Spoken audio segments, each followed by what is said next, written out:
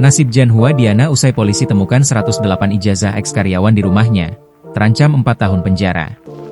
Pemilik perusahaan CV Sentososil, Janhua Diana, resmi ditetapkan sebagai tersangka dalam kasus penggelapan ijazah milik sejumlah mantan karyawannya.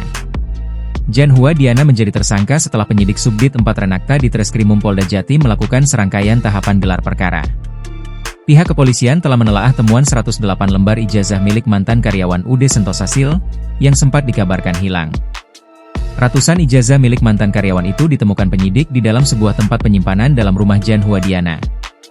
Lantas, bagaimana nasib Janhua Diana kini? Menetapkan tersangka saudara Cici. Dan Perkara penahanan ijazah itu. iya. Penggelapan atau pasalnya yang dikenakan?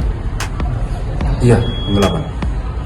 Oke, dan ijazah ini diserahkan atau ditemukan polisi. Akibat perbuatannya, Janhua Diana dijerat pasal 372 KUHP tentang tindak pidana penggelapan dengan ancaman hukuman 4 tahun penjara.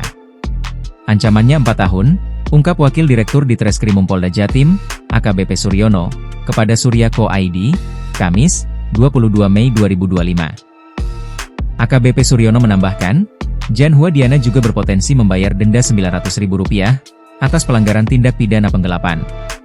Selain itu, jumlah tersangka berpotensi bertambah seiring dengan berkembangnya hasil penyidikan kasus yang sedang dilakukan penyidik Subdit 4 Renakta di Treskrimum Polda Jatim. Nanti berkembangnya perjalanan penyelidikan, mungkin ada tersangka-tersangka lain. Namun saat ini kita menetapkan JHD sebagai tersangka, katanya, Kamis, masih dari Surya Co. ID. Menurut AKBP Suryono, jumlah saksi yang diperiksa selama bergulirnya penyidikan kasus tersebut diperkirakan mencapai 25 orang.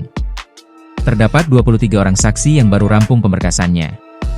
Sedangkan, 2 orang saksi lainnya, masih akan diagendakan pemeriksaan sebagai saksi tambahan. Kedepannya kami akan melakukan pemeriksaan terhadap 25 orang, nanti akan kita lakukan pemeriksaan sebagai saksi, jelasnya. Download Tribun X sekarang, menghadirkan lokal menjadi Indonesia.